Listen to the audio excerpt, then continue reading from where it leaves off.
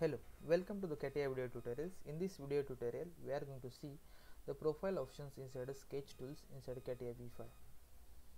Now, you can see these options, that is the front options inside these tools. So let's select it first of all. Once I select these options, you can see the instructions to use this option. Okay, at the bottom part, you can see this line. It says that click or select the start point of the profile. So for every command that we use in CATIA, you can see these instructions and you can use it accordingly. First of all, we have to select a first point. So I select the first point as my origin, okay, which is this point. Then after that, you can see that it is saying that click and or select the endpoint of the current line. So you have to select the endpoint. Suppose the endpoint is over here, and then you can see that we are actually creating a continuous line. Okay, so that is option over here. But apart from this, once I click over here, okay, you can see that here inside sketch tools, it is at this end. You can see these two options called as tangent arc and 3-point arc. Once I select this tangent arc from here, you can see that I can select my endpoint. Okay, now in this way we have created this sketch. So while using this profile option, we have to provide first of all start point, and once we provide start point, we can select this tangent arc or 3-point arc. Now I try to select this 3-point arc. Okay, then when I try to select this 3-point arc, then you can select this second point and then third point.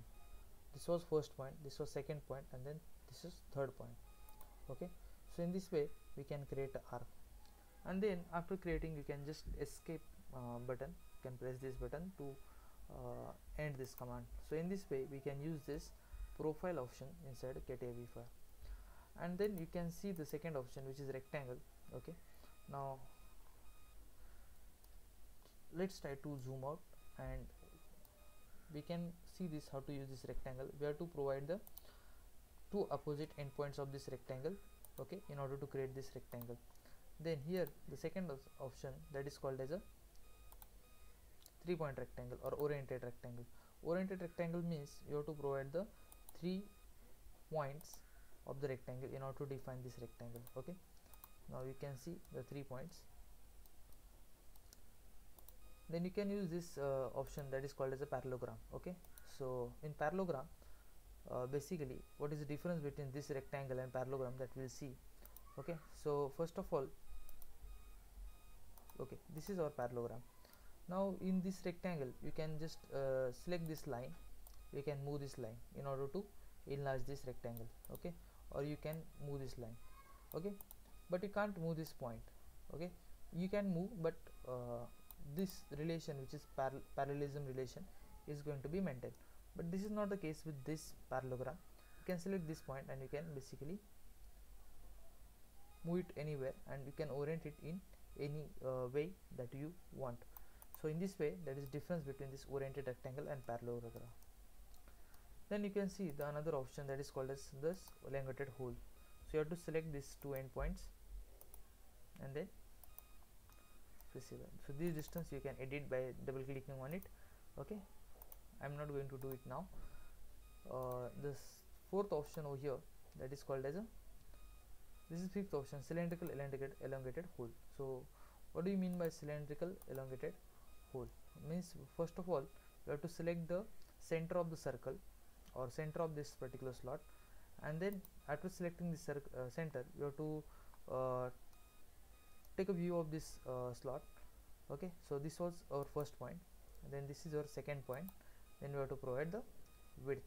Okay, so in this way we can basically create this cylindrical elongated slot. Okay, then this option which is called as a keyhole option, basically something like keyhole shape. Okay, so here first of all we have to provide this center point, then opposite end center point, then provide this thickness to this basically keyhole part, and then this circle part.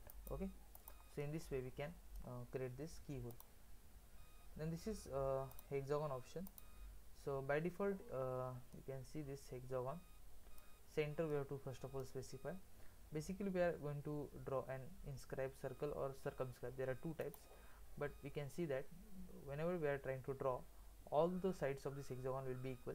Okay, and it will be uh, inscribed circle type hexagon. This means this hexagon is actually inscribed inside a circle. It is not outside the circle. Okay, it is inside the circle. And now again you can see this this option which is called as a centered rectangle. Okay, not right. We are first going to specify the center. Okay, so this is the center. Then I have to specify the one of the endpoints. Okay, and in this way we have created this option. Now here you can basically see this centered parallelogram option. Okay, now the last option over here, that is called as a centered parallelogram. Okay, we have to first of all select this option. Once you select this option, and if you try to draw it over, now it is active, command is active, basically center parallelogram. But when you try to draw, you cannot actually going to able to draw this centered parallelogram. But if you go at the bottom, you can see that it is saying the select first line option. Okay, what it is saying? It is saying select the first line. Means actually what do you mean by this centered parallelogram option? We have to select the two lines. Okay, and that should be intersecting lines. Okay, and the intersection of the two lines will be some point. That point will be taken as center of that particular parallelogram.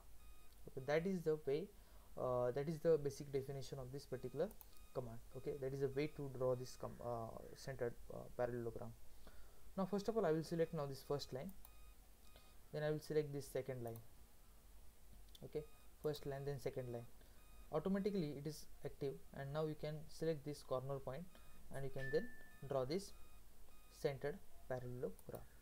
Okay, so in this way we can draw this particular things inside CATIA P5. Now you can see these options called as circle. Now this first option, very simple, provide the center and then then provide the its diameter. Okay,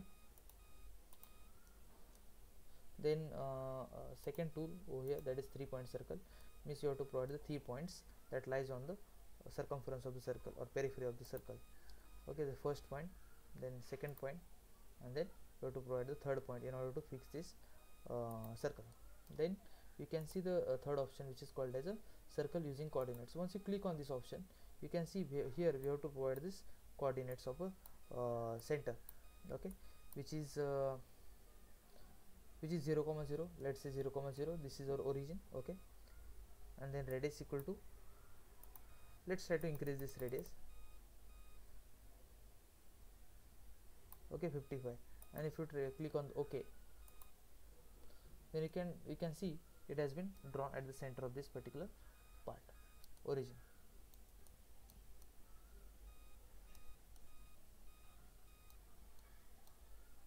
Okay, it has been drawn over here. So in this way we can draw particular type of circle with coordinates. Okay, so this is a circle using coordinates. Then this option is called as a tritangent circle. Now how you can use this command? So for that, first of all, let's try to create lines. So you can directly use lines command over here from here.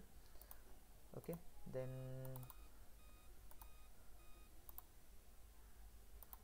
okay, now these are the 3 lines. If you want to draw a circle that basically tangent to these 3 lines, okay, all 3 lines, then you can basically select this option from this circle, tritangent circle, select the first line. Okay, here it is saying select first tangent, so select, then you have to select the second tangent, and then you have to select third tangent. Okay, the circle passing through this tangency will be created, so that is third option. You can see this arc option, 3-point arc. Here we have to specify the first point, second point, and then third point. Okay, and then you can see this 3-point arc starting with limits. Okay, starting with limits. So here we have to first select the start point. Suppose this is my start point, then you have to first select the end point. Okay, and then you have to basically provide the third point. Now what is basic difference between 3-point arc and this is, you can notice whenever you draw 3-point arc, all the 3 points, this is our first point. See, we'll try to understand the difference. Okay, this is 3-point arc. We have to first provide the first point, then second point which is middle point, and then third point, right? But in case of this 3-point arc, okay, with starting with limits, we have to first provide this limits, means end points basically, okay, and then the middle point which is basically controlling this curvature. So the third point is basically middle point, and in case of that arc which is 3-point arc, the third point was the last point, or which is end point. So that is basic difference between these two type of arcs. Okay, then here you can see this arc option, which is a normal arc. Basically it's type of circle only.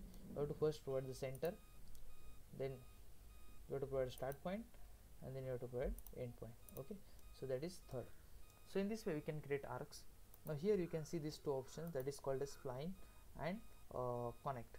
So these three options along with remaining options inside this toolbar that we are going to continue here in our next video tutorial. That's all in this video tutorial. Thank you.